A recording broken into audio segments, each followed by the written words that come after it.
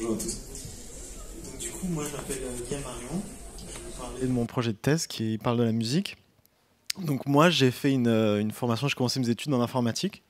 Donc, du coup quand j'étais en informatique, je travaillais un peu sur les algorithmes qui permettaient de générer de la musique ou d'analyser de la musique. Et ensuite après j'ai fait un peu de musicologie, de conservatoire pour essayer d'approfondir ça. Et maintenant je fais ma thèse au laboratoire système perceptif à l'ENS et aussi à la chaire beauté de l'université PSL. Et j'essaie de travailler sur la notion de culture musicale et un peu sur comment les structures qu'il y a dans la musique peuvent se retrouver dans le cerveau et inversement. Donc du coup, pour commencer, la musique, c'est un objet d'étude qui est assez intéressant parce qu'il est présent dans plus ou moins toutes les cultures et il génère des émotions chez beaucoup de gens. Mais ce qui est intéressant aussi, c'est que même si on retrouve de la musique dans plein de cultures, dans plein d'endroits du monde, on ne va pas retrouver les mêmes types de musique. Les musiques vont pas forcément être très similaires. Et bon, peut-être on peut écouter un peu de musique pour le fun.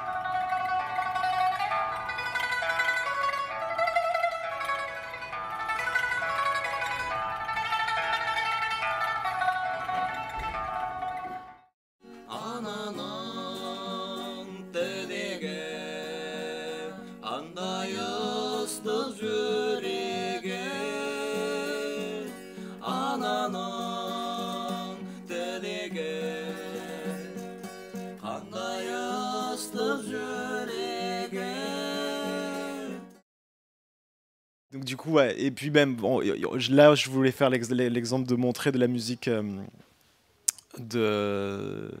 très ancienne, la musique récente, différents pays, tout ça, pour voir les différences. Mais ce qui est intéressant, c'est que la musique, elle évolue pas que entre les pays, et le temps, elle évolue aussi dans les dimensions sociales. Donc ça, c'était un exemple pour voir que dans un même lieu, en fait, on peut avoir des musiques très différentes.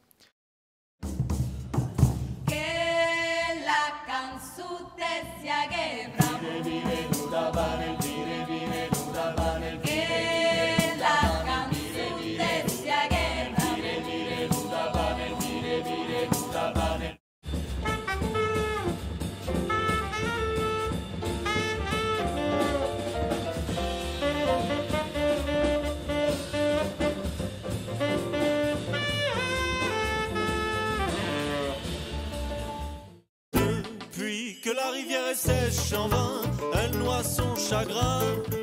Là où la vie douce est devenue rêche, où l'eau se change en mauvais vin, la chanteuse croit dans le noir.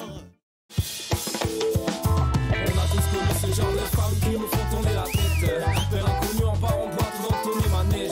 Saisis ta chance, oublie les hésitations. Si tu veux, visite sa chambre.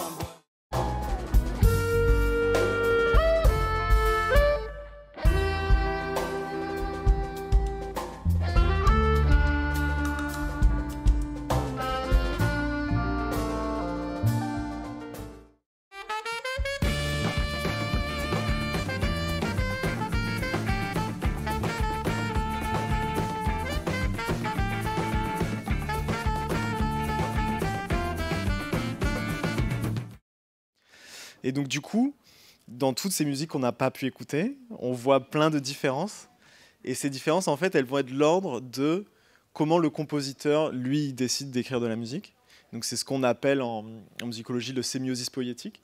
Mais le processus auquel moi je m'intéresse, ça va être l'autre côté. Ça va être plutôt comment l'auditeur qui va au concert, qui écoute la musique, comment il va recevoir cette œuvre, indépendamment de ce que le compositeur a voulu déceler, a voulu mettre comme émotion à l'intérieur.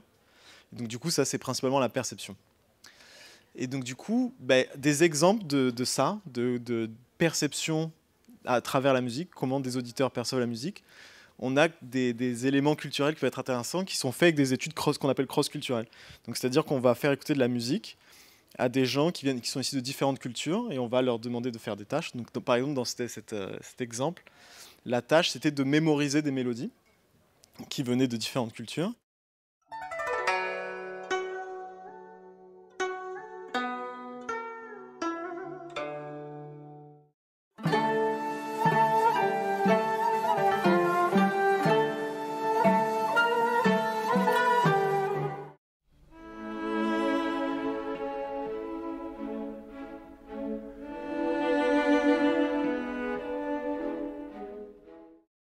Et donc du coup, ce qu'ils ont fait, c'est qu'ils ont demandé aux gens de mémoriser des mélodies. Et en fait, ce qu'on voit bien, c'est que si c'est des mélodies qui viennent de votre culture, en fait, vous les mémorisez beaucoup mieux que si c'est des mélodies qui ne viennent pas de votre culture. Donc ça montre qu'il y a un mécanisme de mémoire qui dépend des structures qui sont dans la musique et qui sont en adéquation ou pas avec certaines structures qu'on aurait dans le cerveau. Donc une autre expérience assez intéressante, c'est avec le peuple Sami, donc qui est au nord de la Suède. Donc je ne peux pas vous faire écouter la musique. Mais c'est très intéressant comme musique, je vous recommande. Ah, voilà, c'est ça.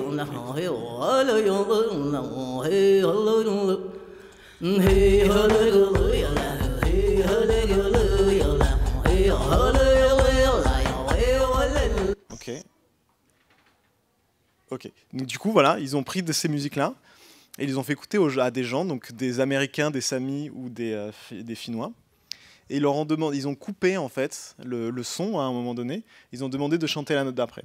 Et en fait, ce qui est intéressant de voir, c'est que si on regarde la distribution, donc comment les gens ils ont voulu prédire la note d'après, on voit que selon l'origine géographique des gens, en fait, la façon de prédire la note d'après est très différente.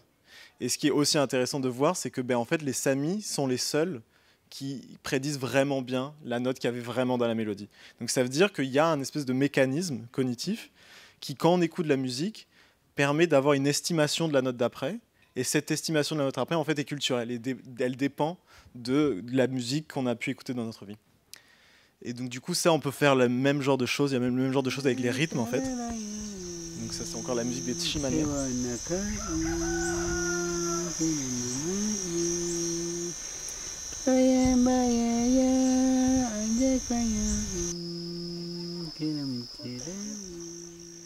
Du coup, c'est une musique qui est très... c'est pas polyphonique, il n'y a pas plusieurs instruments qui sont joués en même temps, contrairement à la musique des Samis. Et donc, dans cette expérience, ce qui est intéressant, c'est que c'est une question sur la perception des rythmes, en fait. Ce qu'on voit dans ce petit triangle, en fait, on peut y placer tous les rythmes à 3 durées.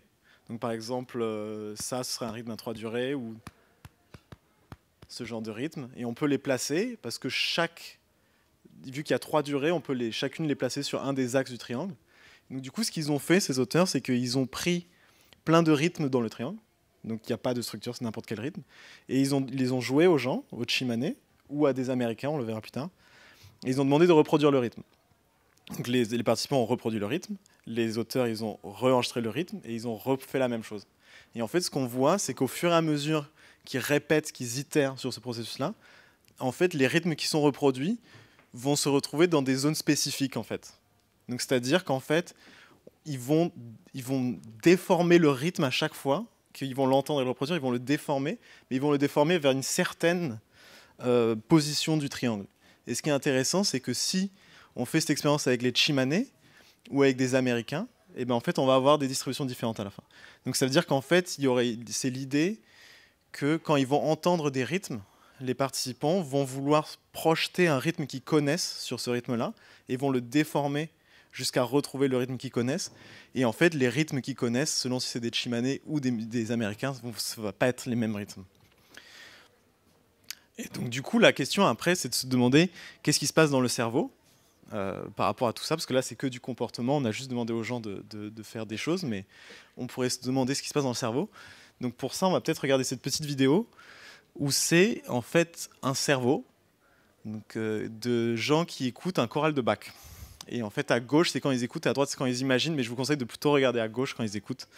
Ce sera...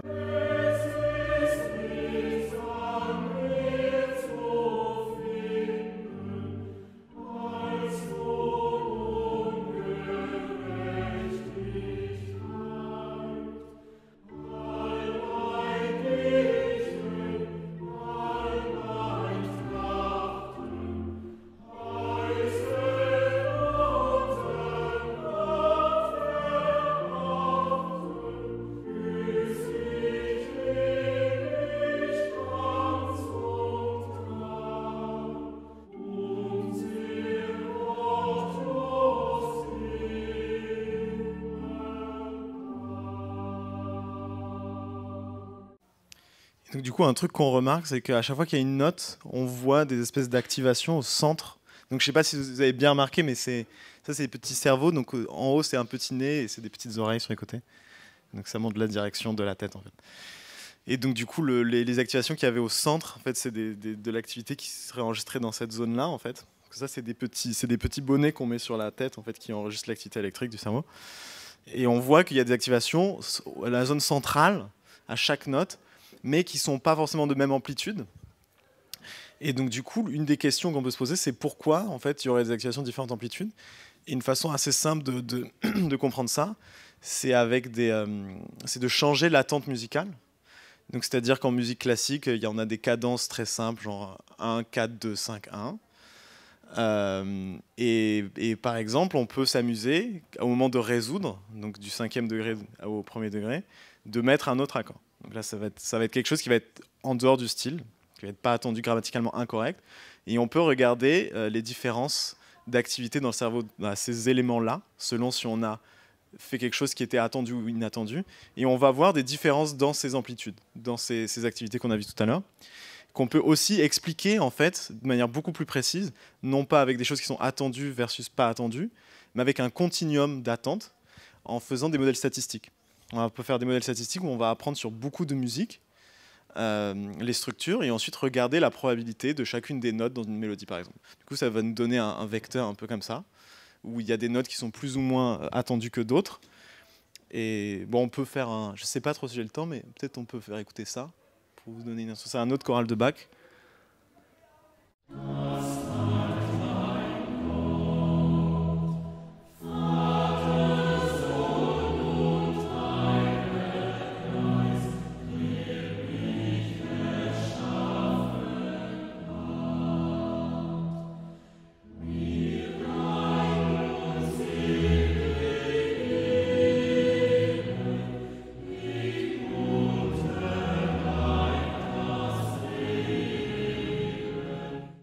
Dommage.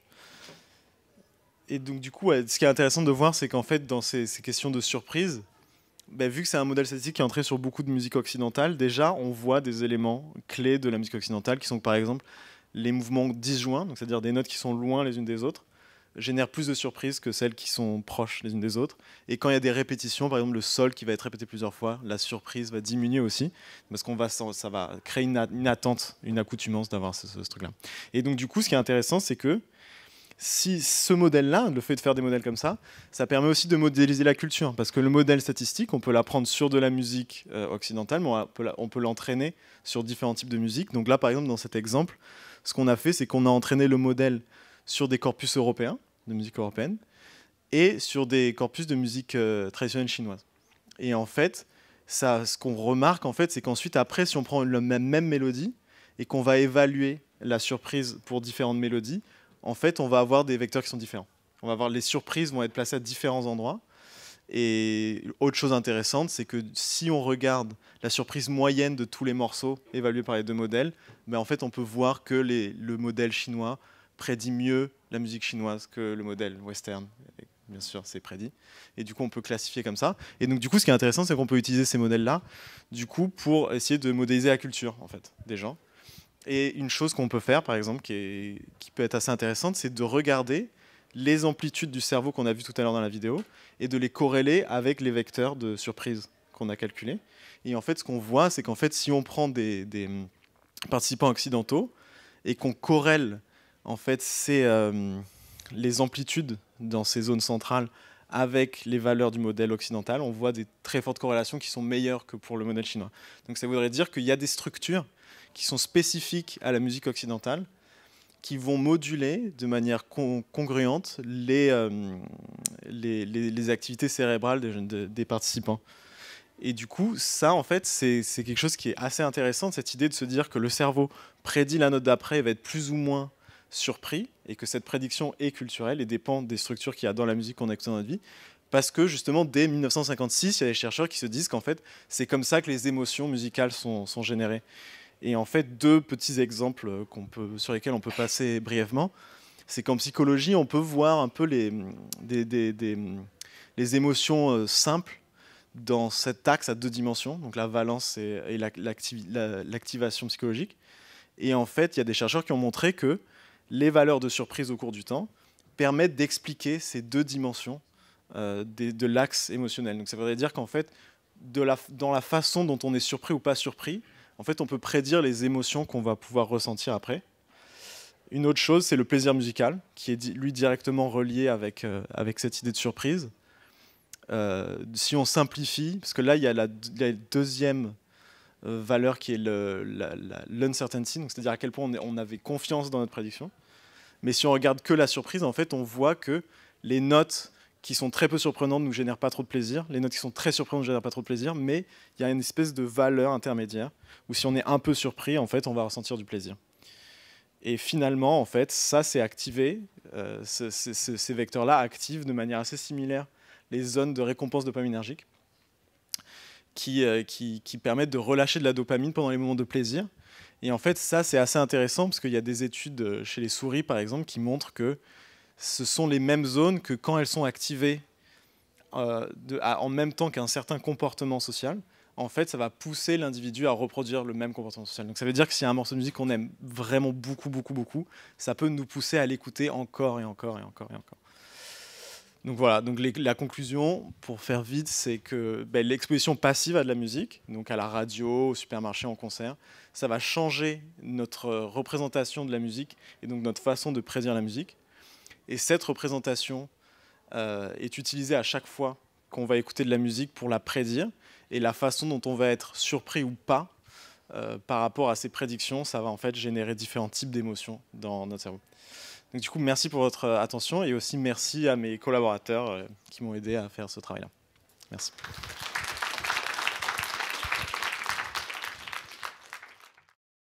Alors, merci pour la présentation.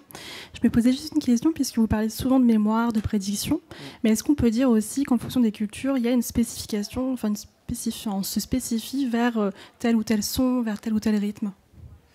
Justement, l'idée, c'est que la musique qu'on va écouter dans notre vie, on va essayer de la prédire, et en fait, du coup, on va mettre à jour un modèle interne qui va vouloir prédire au mieux ce qu'on a écouté. Donc, par exemple, si dans un type de musique particulier, il y a certains rythmes qui reviennent, mais pas d'autres. Du coup, on va être habitué à ces rythmes-là et on va vouloir les entendre. On va les prédire souvent. Et donc, du coup, on va avoir dans notre tête encodé ces rythmes particuliers. Mais ça peut être aussi pour le timbre, parce que tu as parlé du son.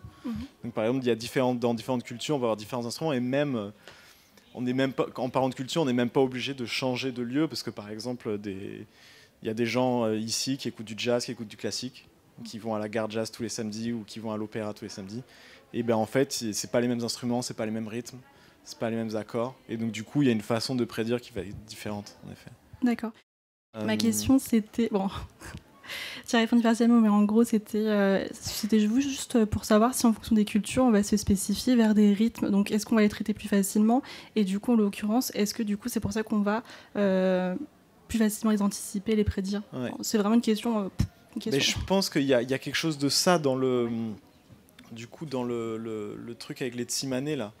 Ouais. Parce que justement, ça montre bien qu'il y a des rythmes qui sont mieux encodés que d'autres, quoi. Okay. Parce qu'il y a certains rythmes qu'ils arrivent à reproduire. Donc, il y a certains rythmes qu'ils arrivent à reproduire, comme le truc au milieu. mais que les Américains arrivent moins bien à reproduire. Donc ça veut dire que du coup, je dirais le traitement de ces rythmes est meilleur en fait, selon les cultures, en fait, selon les rythmes. Okay, très bien, merci.